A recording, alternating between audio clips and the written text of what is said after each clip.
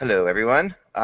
Yes, we are going to go live right off the top because we know some of you are still watching from the show prior to this one, and we appreciate that. And to my mom and my niece who are still traveling through Florida, hello, as they travel as they're driving to Florida from Philadelphia today. So that's a good 11-hour drive. So they were all psyched that there were two podcasts back to back. They were like, yes.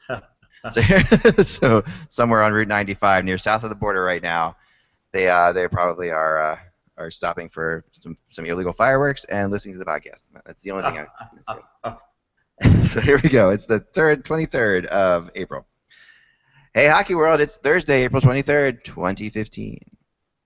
I'm Kevin Allen of USA Today Sports. And I'm Eric Duhatschek of the Globe and Mail. And I'm Eklund, and you're watching the Cranky Hockey Writers Show on HockeyBuzz.com. This is the podcast that we get together and sort of fix the hockey world with a couple cranky hockey writers, and that's the theory at least. We're all pretty happy people. So. Well, I was at the dentist today. I could be pretty cranky if you want. Go. That's perfect. Yeah. I get cranky when I go to the dentist too. Yeah. You know, Kevin met with financial advisors. That'll also get you cranky. Yeah. And I've got a youth soccer tryout today. There's potential here for this to be a very cranky show. Well, here's the thing too. When you go to a financial advisor when you're my age too, it's not a pleasant experience. It's like going to the doctor because you're talking about a lot of things that you don't want to talk about. Yeah. First of all, they're getting into your business, and Right. and they make it clear that you're a mess. Okay, it doesn't matter. What your finances look like when they're done with you. You feel like you're a mess. Okay, number one. Okay, and secondly, they start talking about how long you're going to live.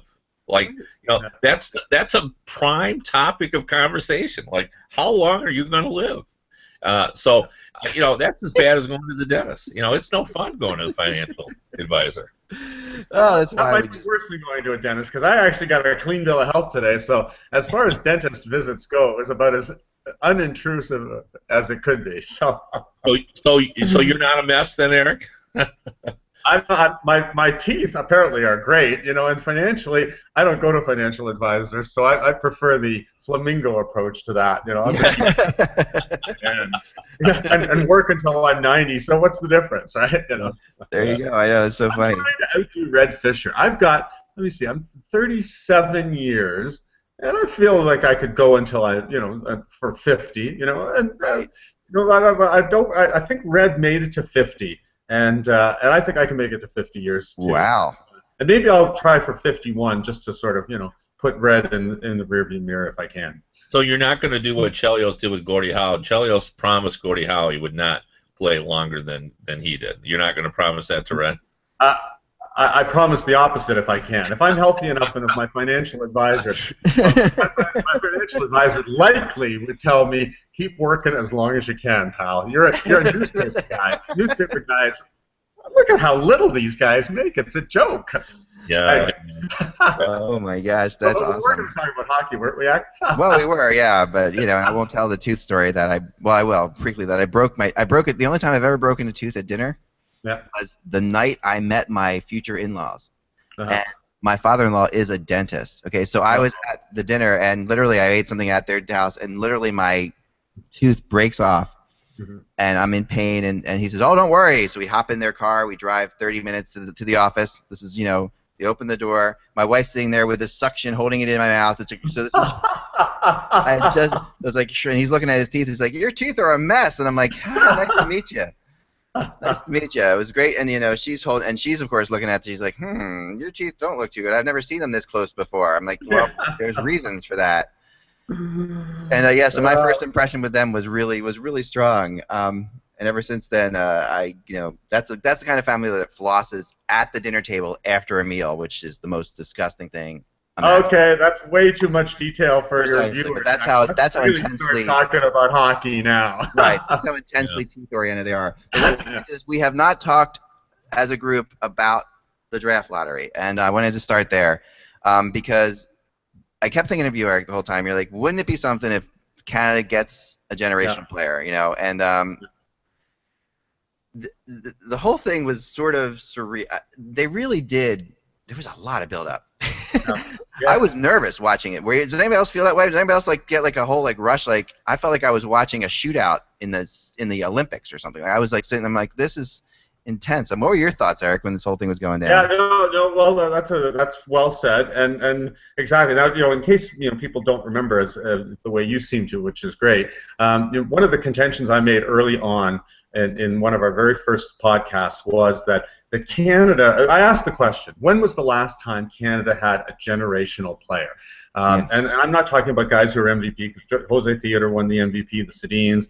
Jerome McGinley won a scoring title. There's been lots of really good players in Canada. But when I think of generational players, I think of Sidney Crosby, I think of your early Eric Lindros, I think of Mario Lemieux, I think of Wayne Gretzky and Mark Messier. And none of them have played in Canada since Messier left to go to the Rangers. Wayne left in 1988, Messier left in 90 or 91. So it's been a quarter of a century since a heralded franchise player came to Canada. And so the talk at the start of the season was that Edmonton would have a shot. There was talk that Calgary would have a shot because the expectation was that the Flames could be a bottom 5 team.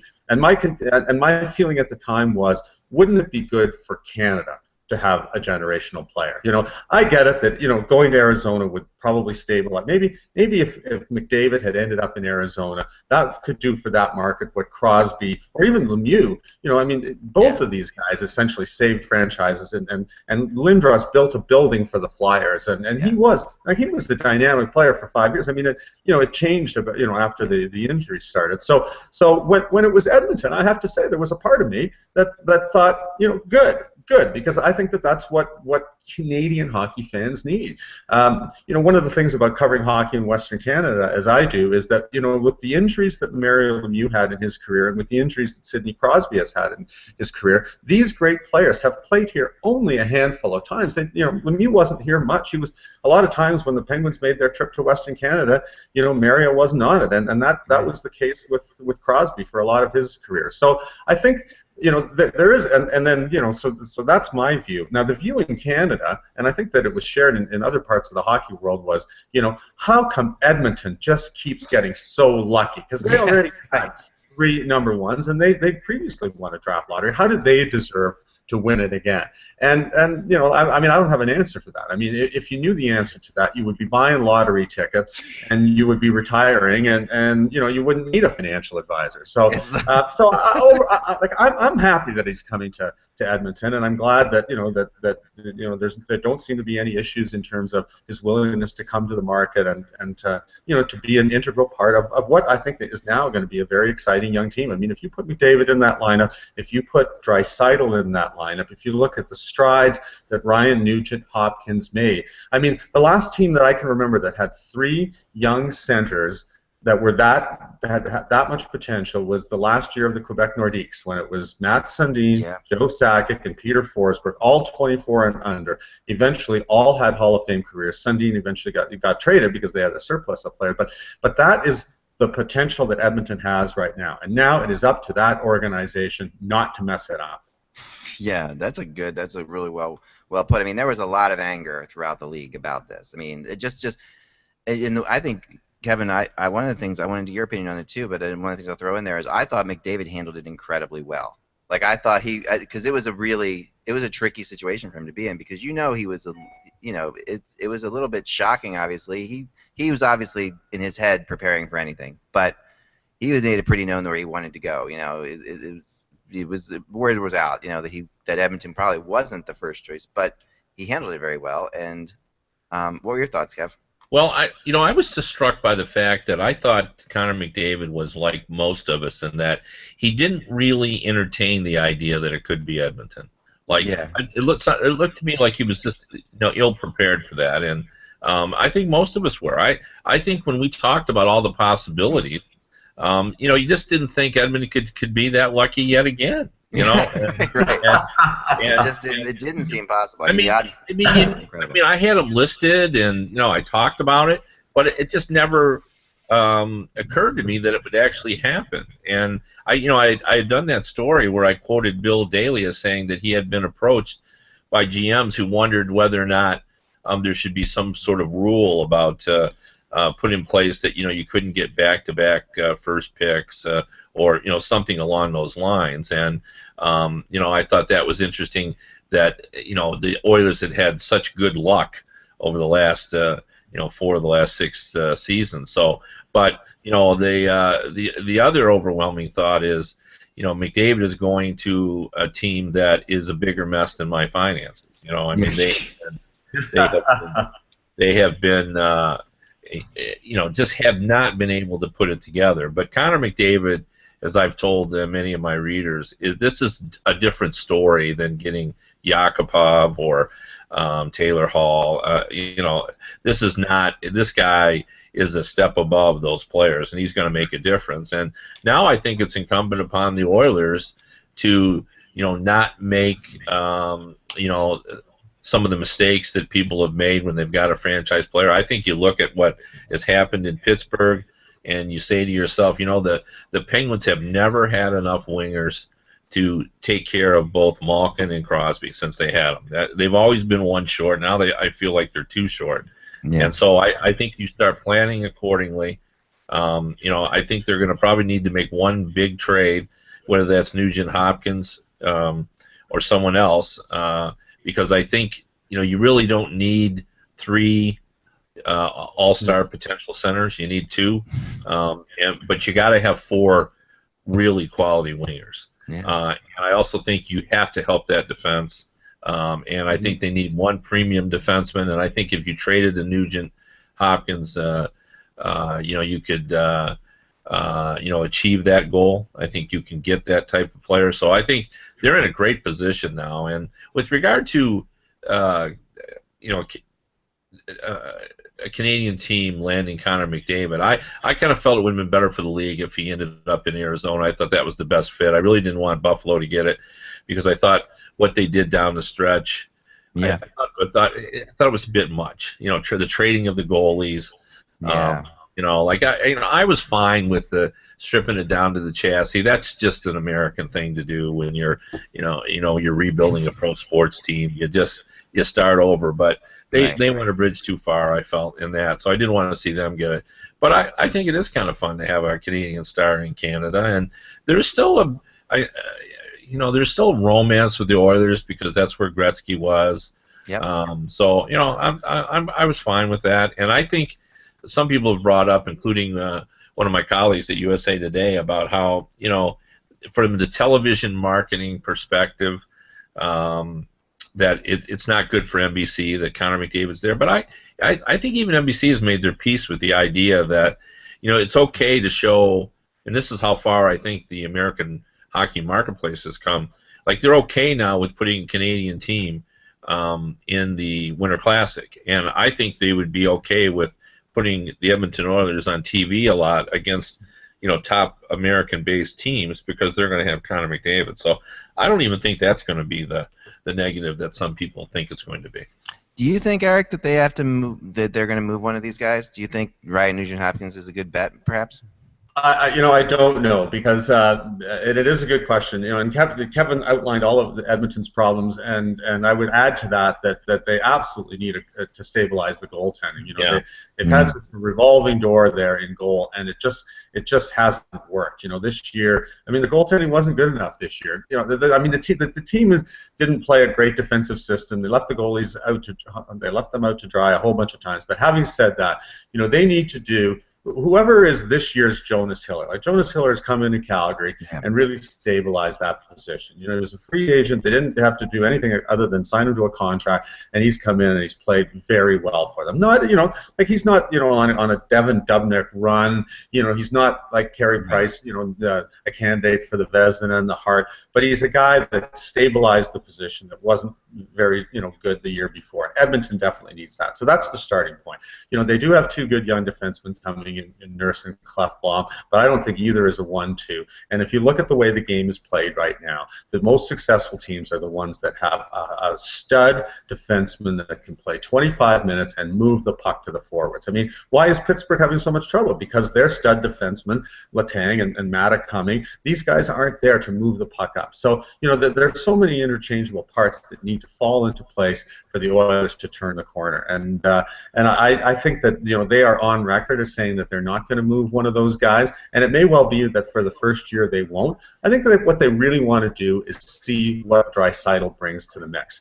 He came up and he was clearly not ready to play in the National Hockey League, but I saw Edmonton a couple of times just before they sent him back to junior, and it looked right at that moment that he was getting it. He was very good, very good for them, and I think there was almost a little bit of a, wow, he's really starting to come on. Maybe we should keep him. And then it's like, no, the season's lost already. Let's put him back into junior. Let's save a year on eligibility for free agency because he hadn't played the 40 games. But I think that there's real excitement about how good he's going to be. But I think that they feel internally that they have 12 months, that this transitional year, because the big year for Edmonton, remember, they're going into a new building. So this next year is going to be a transitional year. Simply the simple presence of Connor McDavid is going to create excitement there. I think with that, they realize that they can, as much as 9 years out of the playoffs sounds terrible, they believe they can buy another year of time, and that will allow them to assess Draisaitl and see where he's at. And so at some point, I think that they probably will, as with Matt Sundin, assess their centers and say, where, who do we want to keep, and then where can we get value? And I mean, maybe a year from now that guy is Draisaitl. I don't know, but there's lots of teams that want a stud center, and so I think that they are going to have some options there. So we'll see how that goes. But the other thing is that, I don't know how close people pay attention to this, but there was a small change in the Oiler hierarchy, and Bob Nicholson is the former head of Hockey Canada, who went and joined the Oilers early in the year, got a promotion on Monday, and he is now, to use Terry Jones's term, the boss of all bosses in Edmonton. Everybody reports to him. Kevin Lowe does, Patrick LaForge, and Bob has a connection to Peter Chiarelli. So Peter Chiarelli was seen in Edmonton this week, interviewing with them for a director of hockey operations job. And in Edmonton, I think that they really need to look at bringing an outside voice in. So many of the people that have gone through the managerial ranks in Edmonton are former players, and there is a sense that the organization is a little bit inbred. They did win with Kevin Lowe, and they did win with Craig McTavish, but sometimes you have to bring ideas in from the outside. Sometimes it's good to have, somebody that comes from an organization like Boston that has won recently. He's a smart guy, Harvard grad. Nicholson has a relationship with him because Chiarelli was part of the management team that helped pick Team Canada. So they were together all the time in Sochi, met conference calls. There's a relationship there. So it'll be interesting to see if Edmonton hires him and then goes out and gets, a new coach, whether it be Todd McClellan or whoever happens to come available. I think that they'll be trending in the right direction. And whether it involves moving Nugent Hopkins or Everly or Yakupov, I honestly think that they will try and defer that decision for at least 12 months if they can. I like that. That's a really, I didn't think they could possibly do that, but yet when you lay it out like that, Eric, you're absolutely right.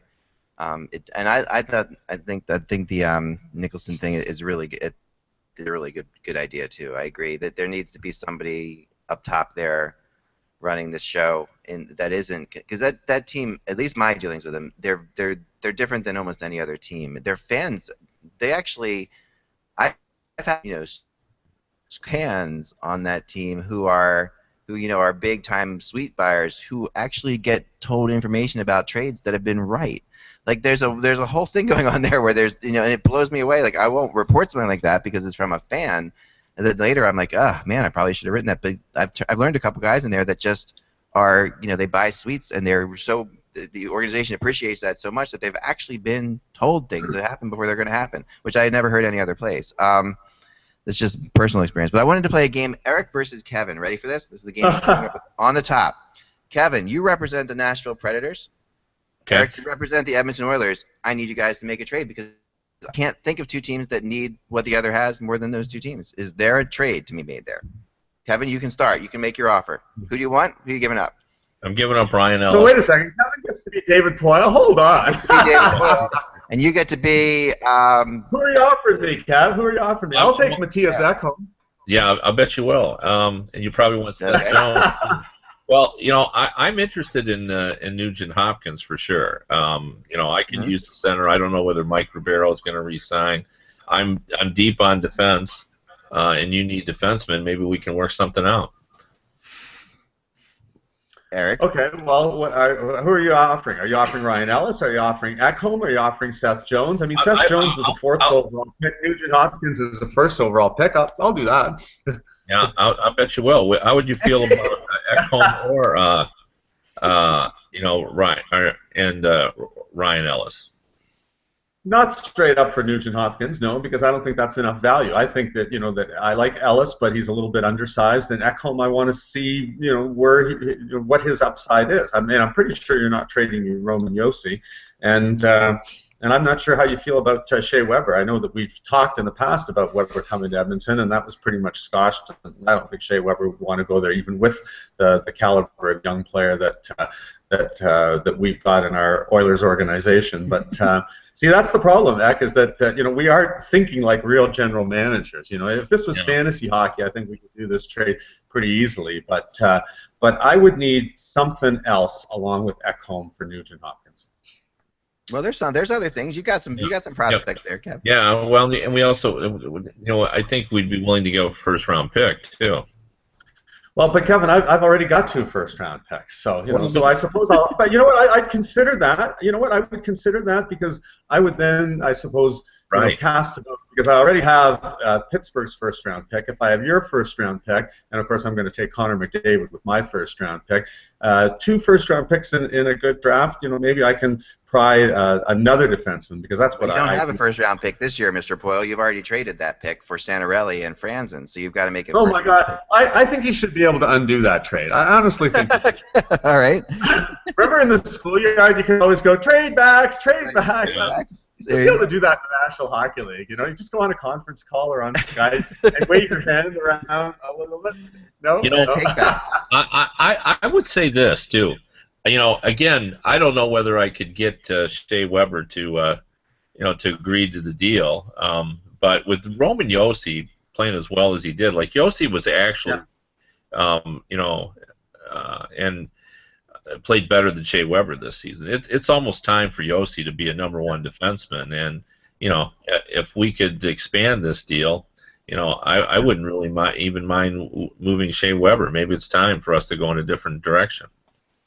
Yeah, and the thing is, I would have to check with my cap guy, because we've signed all these guys for all of this money. Now, mind you, Nugent Hopkins is one of the guys that we've signed, so that might work. You know what, Kevin? I would consider that. I would consider that. Or if I can switch from my Craig McTavish mask to my Ron Hextall mask. Okay. Now I want to start talking about the Philadelphia Flyers and Shea Weber, because as the manager of the Philadelphia Flyers, I really, really would like to get Shea Weber. So now that I hear through the NHL general manager's grapevine that he is available, I want to make it.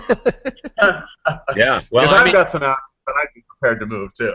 Yeah, I just think with the way Yoshi's playing, you got to make room for Seth Jones to play an expanded role. I mean, we've seen him in this Chicago series taking on more responsibility, and Shea Weber is a terrific defenseman, but we have to get some more offensive flair up front, and center is an area of concern. I think when Mike Ribeiro is your #1 center, he's a very skilled player, and he's had a good season, but in a playoff series you need more than Mike Ribeiro at #1. So I'd be interested in that trade, and if I was I don't know whether would there be a good fit in the Philadelphia-Nashville trade. Like, where's the fit? There isn't a good fit. For me, as the Philadelphia manager, there's a great fit. Yeah, no, but I don't. I mean, like, Kateri doesn't do it for me. Braden Shen. These are not guys that if I'm trading to Shea Weber, I need a bigger name back than that. Yeah. And I'm not giving you Claude Giroux, so you're right. We probably aren't going to get Voracek's not going anywhere. So okay, so I'm switching back to Craig McTavish then, and I'm thinking to myself, you know what? Based on, I don't love, how that Weber contract is going to end, but I'm in a big market Canadian team, and my owner has a pile of money, and he doesn't mind spending to the cap.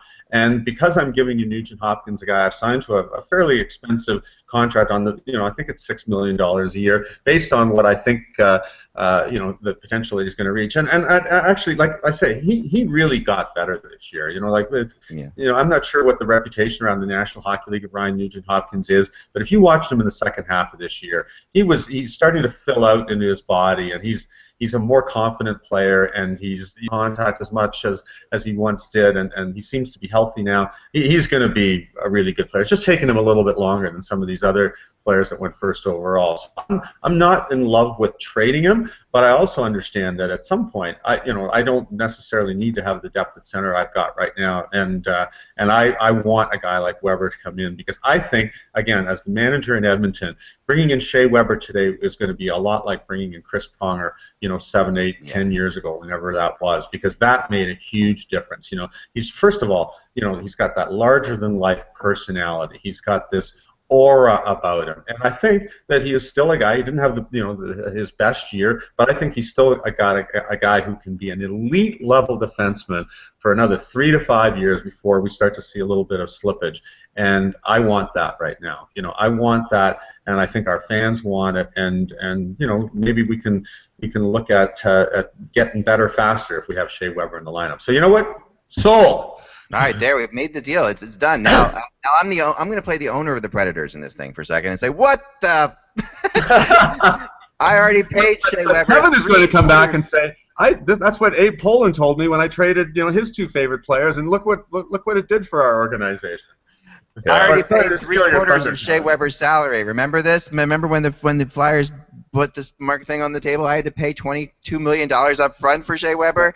And now he's pretty reasonable, so I want $22 million back from the Oilers, or else we're not doing that trade on a million years. It's an interesting debate, though. I mean, and I put this out right after the lottery. It was my blog 10 minutes after the Predators and the Oilers have to do something. That it just made sense for them to do something, and the Oilers fans flipped out on me. And when I put the prospect of trading Ryan Nugent-Hopkins, I put for Seth Jones or Roman Josi. I just threw those 2 names out there. That's and I said they should do that 1-for-1 trade, and they lost it. And they said you're insane. There's no way we would trade Nugent-Hopkins.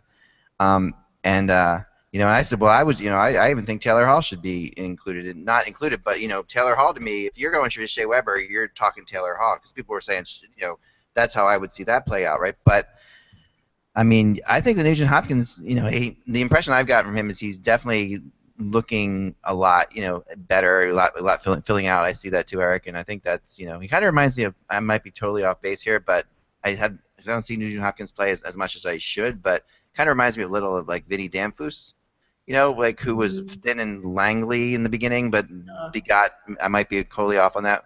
Yeah, I don't know. I have to think about that. I thought you were going to say Mike Modano, but. Yeah, well, with Nugent-Hopkins, I always saw him more of he's more smooth than that, and he's more lanky. We're just kind of jangly, like Danfus was.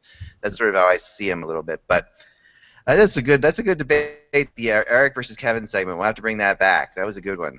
We used to do a thing in the Hockey News, and this to me, I think they only did it once. And those of us that were the correspondents for our teams. I'm going to say this happened 20 years ago. Similar to what you said with Kevin and I. You assume the role of the general manager of your team, and then you go to the other Hockey News correspondents, and you were asked to make a trade, with another team that would fill your needs, and the idea, being just to sort of see, what kind of a deal you can come up with. And it ended up being just like Kevin and I. It's sort of and I think general managers in real life do this too. You tend to overvalue your own assets, and you're prepared to, throw something out there because that, hey, that's a good deal for me. But the other guy, he's protecting himself too, So it just does. It is not as easy an exercise as you think it is. And I think in the end, I ended up trading Joel Otto for Darren Turcotte I think it was with the Rangers. I got another player. I got a defenseman thrown in, and I remember Joel Otto came up to me afterwards, mock angry, not really, but he said, "What are you doing trading?" I said, "Hey, I got 2 good players for you." I said, and you're going to New York. I said, "Come on, what's wrong with that?" Anyway, we had a good laugh over it. We still have a good laugh over that. That's awesome. I love Joel Otto, though. I always say when you're sizing up the great American hockey generation, what to me made that group so good was, the center ice.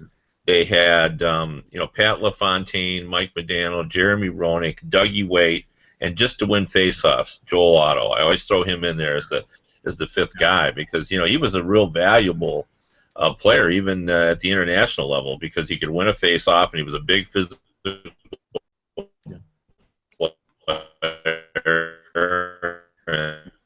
We lost Kevin into like land unknown there for a second. They Joel Otto was even at the end of his career, even in Philly, Joel Otto was still very serviceable. You know, he was still winning faceoffs for us in Philly. And you know, with Lindros, I remember Otto was here at the same time as Lindros, and it was a good influence on Lindros too. I always thought he was a top player to have here. Joel Otto stopped me in the parking lot 2 days ago. Yeah. He's assistant coach with the Calgary Hitmen. They're in the Western Hockey League final against the Brandon Wheat Kings. He wasn't going on the trip because he's just recently had a hip replacement.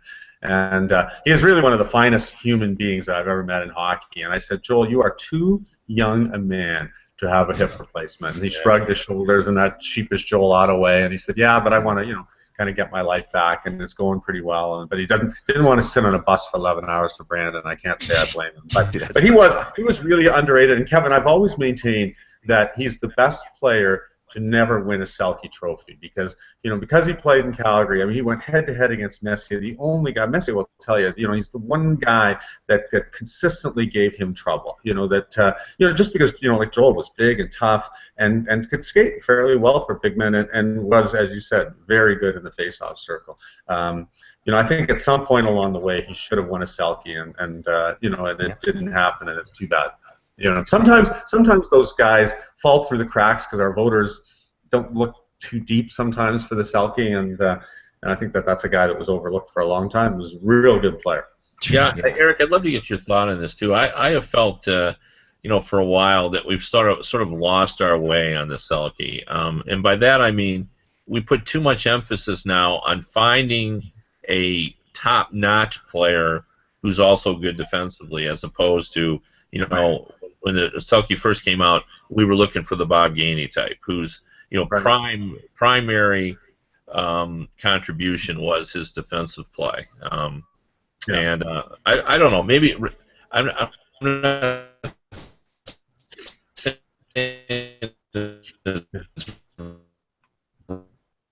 You think we've lost our way, Eric, on the Selke?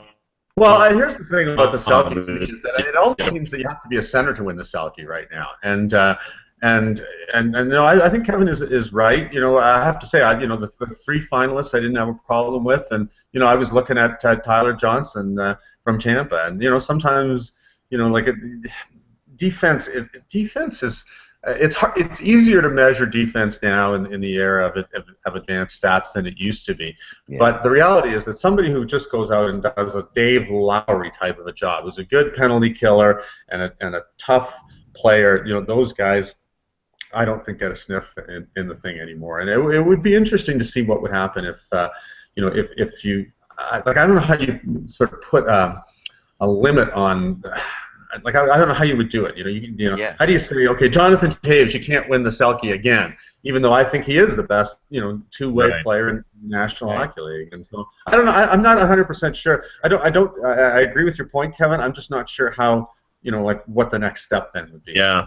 No, there's a couple other words too. Like I never understood, for example, how did Nick Lidstrom never win the Lady Byng? It's become a little bit about looking for low penalty minute totals, and because he was a defenseman, he still had low totals, for a defenseman. But he never won the award, and he was the most gentlemanly player in the league for a decade or more. And I voted for there was no one more gentlemanly. Yeah, Kevin, I voted for Nick Lidstrom. Yeah, me too. First 5 years in a row, and was lobbying for it, and you're right. I mean, this year's a perfect example. Now, like one of the finalists is Yuri Hudler from Calgary, a great candidate this year. But why was Yuri Hudler a finalist? He was 8th in the league in scoring and had 14 penalty minutes. So people take the top 30 in scoring, and they look and they see, oh, here's a guy that fits the criteria. Here's another guy that fits the criteria. Here's a third guy that fits the criteria. 1, 2, 3, boom, you've got it. Now, I think he probably should even win this year because he meets the criteria perfectly, and like for this year he probably is as a good a candidate as there is. But Roman Josi, who was also on my ballot, is sort of this year's Nicholas Lidstrom, and I'd be very interested to see how many people have Josi on their ballot, because I think that he would have been a real good choice for the Byng this year too, and he was on my ballot.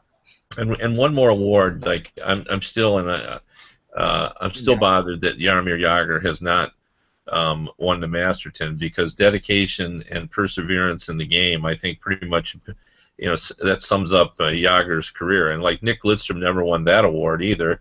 Chris Chelios, who played to 46, never won that award as well. And it's that award has become, as I've spoken about often, too much about comeback player of the year, recovering from some injury or illness. And that's really, I don't think, what the award was intended to be when it was first introduced.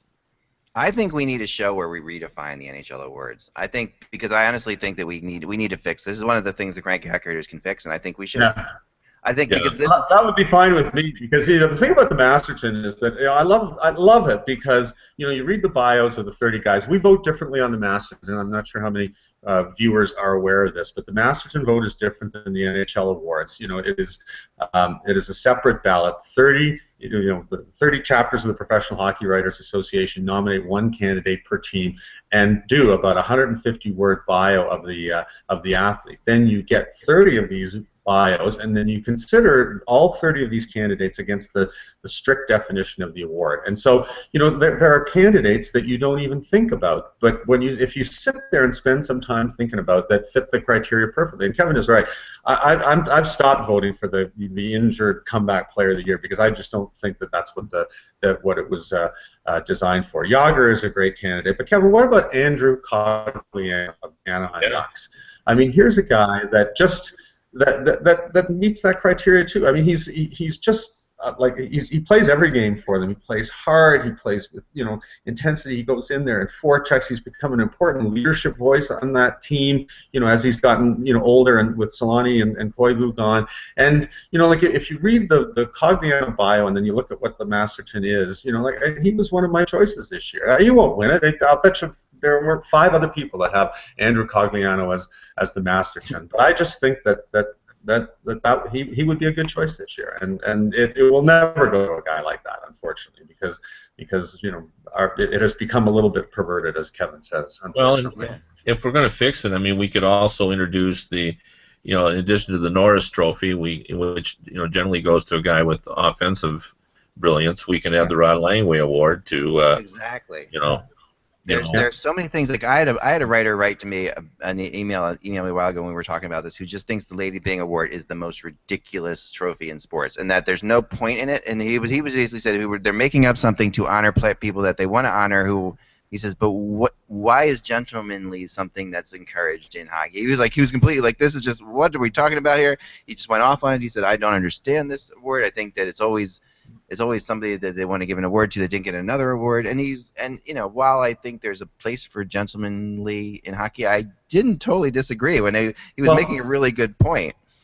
Here's the thing: I wrote a column, and it made such a big impact that Maclean's magazine, which is Canada's Time magazine, wrote a rebuttal to the piece that I did, which was that in the aftermath of Jean Beliveau passing away, that they should rename the Lady Byng Trophy for Jean Beliveau, because I got this directly from a public relations person. But I remember there have been players that have been sort of candidates for the award and have told their PR directors, don't campaign for me because I don't want anything to do with a trophy called the Lady Byng, because it sounds effeminate, and it's terrible. Because that's absolutely. This guy said that too, and I had a player say the same thing to me last year.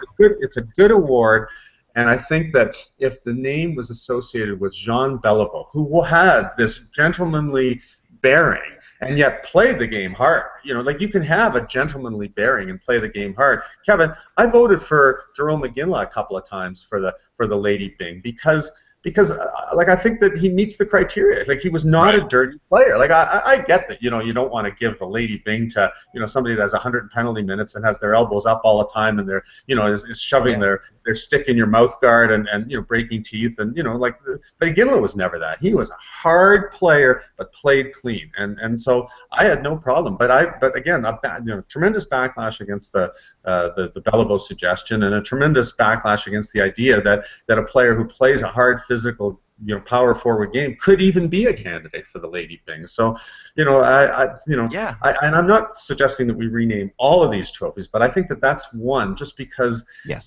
it doesn't resonate with, and maybe it doesn't matter that the 750 players in the National Hockey League, a lot of them don't really want to be associated with that. But I think that it's a good award, and it speaks to character in many ways.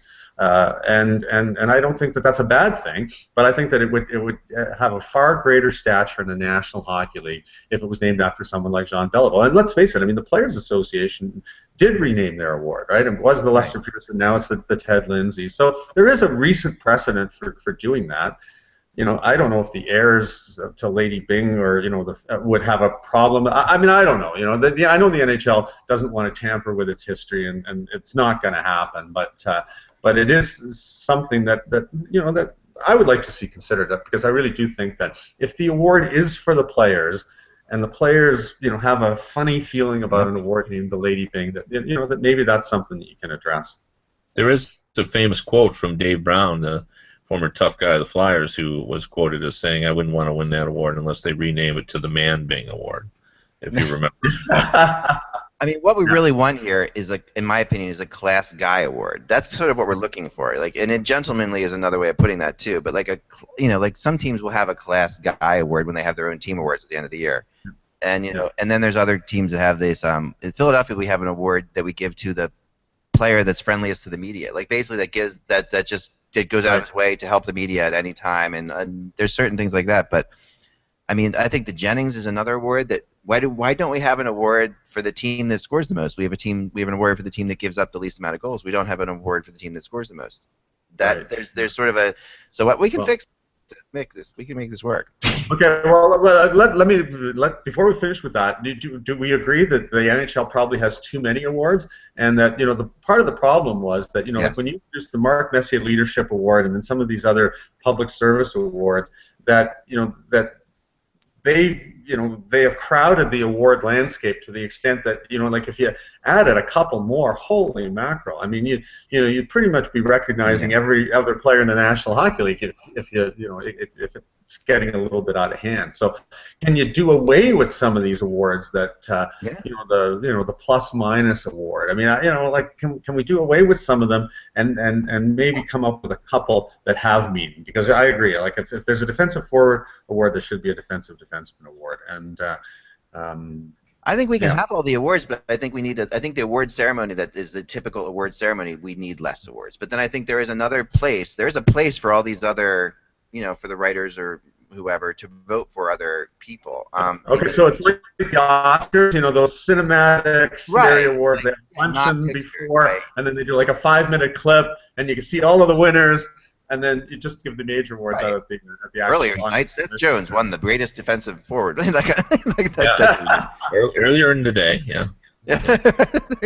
Best rookie defenseman award earlier today went. So there's plenty of. I mean, there's obviously all kinds of space. Wow, we were at 3 o'clock. I didn't even get to gloat on the fact that I picked Montreal over Ottawa with you guys. Have they won it yet? Not yet. Okay. One other thing I want to bring up about. Speaking of awards, because we're going to get to Calder tonight, and we'll get Eric to comment on this too. I thought this is going to be. I'm really interesting to see who the 3 players are, because I thought it was 4 really good candidates to fit into 3 spots this year, and I think it's going to be interesting. As a guy who has been intimately involved with voting for a lot of years, I know Scott Burnside's the president now, and he's got to be sweating a little bit because. There was obviously Forsberg, who was great early and then faded a little bit. Goudreau, who was, probably the most consistent of the forwards in terms of scoring. And then, of course, Stone was just fantastic and one of the league's best players from January on. And then you got Ekblad, who, in my opinion, was the best 18-year-old defenseman since Bork in '79. Right. So there were 4 guys, and when the music stops, one of those guys is going to be without a chair. And there's going to be one fan base that's just going to be very unhappy. So, and interesting to see who that's. Let's try and handicap this. I think Ekblad and Gaudreau are for sure 2 of them. Yes, I do too. I would say they're 1 and 2. Right, that's what I would say. And then I don't know. I honestly don't know how how our association is going to vote. But I will say this, Kevin, and you know this better than I do, that our association has a tendency to focus more on the end than the beginning. You know, if you look at some of the Hart Trophy votes, like Corey Perry won, the focus was on his finish. You know, and you know, and not necessarily on the fact that his start wasn't that great. If that pattern holds true, then it will be Stone and not Forsberg. Because that's what I think. You know, over the course of 82 games, they were pretty similar, but Forsberg started well and then faded a little bit, and Stone was here and then went there. And our group, you know, remembers that, you know, will have remembered, because this vote took place from the end of the regular season to the beginning of the playoffs. What they'll remember is Ottawa's fantastic run, the Hamburglar, getting in 23-3-3, and that stat, you know, from February 7th on, Mark Stone led all NHLers in scoring, and I'll bet you that's what tilts it in his favor. I would agree. People are going to remember he had a lot of big goals down the stretch, and I think Forsberg is going to be out. Yeah, you know, it's just a guess on my part. But and you know what? And Kevin, there's a few people that were, you know, sort of contacting me. You know, Klingberg is going to be. He's going to get votes. He won't be in the top three, but he's another guy that came on real strong at the end, and you know, really was a very good player for them. And if he'd been there the whole year, we'd be talking about 5 guys for 3 spots instead of 4 guys for 3 spots. Yeah, because he made my ballot. You know, I don't want to reveal it quite yet, but he was in the, you know, the bottom of my ballot. I thought Klingberg had a thing. I thought this rookie class was really hard to sort out, because you could make a pretty good case. And I think even Gaudreau versus Ekblad is a tough call, because, you know, the intangibles of an 18-year-old defenseman you weigh against the fact that, you know, Gaudreau had such an impact in Calgary, in addition to the stats. And, you know, this is a team that surprised a lot of people. I think you got to factor that in as well. So it's really kind of a fascinating battle. And any other year, Ekblad would have ran away with it. You know, just being. I mean, a couple of those guys. And Kevin, let's face it. Last year, Nathan MacKinnon was a runaway winner, and I don't think any of us had any problems with that. And he had 63 points. And there were 3 guys that were in that, you know, 64, 64 this year. And you know, so this year compared to last year, it was a lot more competitive for sure, and a far more difficult call for all of us that voted. If I was to go with 3, I would have had the biggest. I would have gone with Ekblad and definitely Stone, but I would have gone back and forth on Gaudreau and Forsberg more than. And I know, and I'm a Gaudreau guy. He grew up right around where I grew up, and but I just think that, I don't know, there were some moments Gaudreau had, you know, sort of a slower start. Forsberg was amazing, and a big reason the Predators got there. And I think the other thing about this award that I think has to be taken into account is the fact that this is literally the Rookie of the Year, not the best player moving forward award. Right.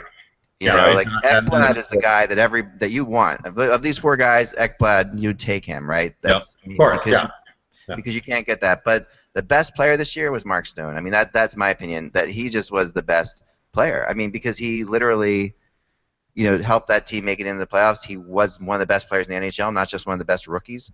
Yeah. So yeah, I mean, you know, but I'll do, because I'm based in Calgary. I'll play devil's advocate and say that, you know, you talk about Gaudreau's slow start. It was 6 games. He didn't score in the first 5. He sat out in the 6th. He was remarkably consistent after that. Remarkably consistent. Yep. And I went through it when I did a big profile on him, and I think that the longest he went after that was 2 games without a point. I think there might have been 1 or 2 where it was 3, but he was a remarkably consistent member of the first line of a team that wasn't supposed to score this year and not supposed to make the playoffs. And they made the playoffs because Gaudreau, Monahan, and Hudler were so good. And how about this? In the final, everyone talks about Stone's finish. In the final 33 games of the season, that line scored 95 points. And Hudler led all of the scores in March with 23 points. So they were as dominant for Calgary as the Stone Turris line was for Ottawa, and as integral to their making the playoffs as that group was for Ottawa. There's some great points. I mean, I think you won me over there over Forsberg, and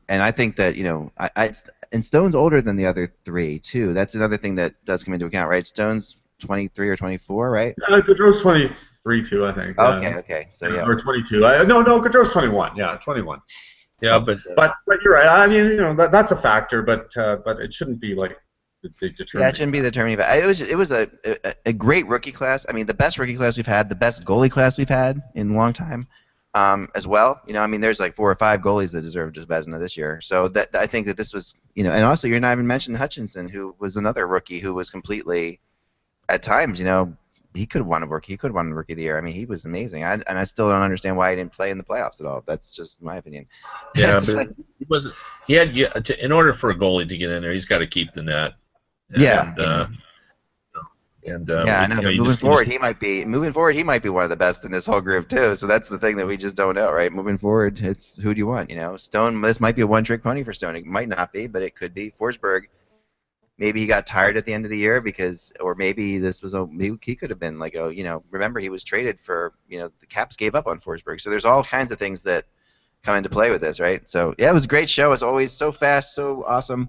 We'll be back talking more about the playoffs next week, and we'll actually get a chance to actually probably move into the second round, which is going to be pretty phenomenal too. And you know, even though I picked the Senators, I also picked the Predator. I mean, I picked the Canadiens. I also picked the Predators. You guys could have ripped me on that easily as well. But neither series is over, as you properly said, Eric. Yeah. We'll have to wait and talk next week. Guys, remember, without the buzz, it is just hockey. Check out Eric Dahashik on the Globe and Mail, and Kevin Allen, of course, on USA Today. Talk to you soon.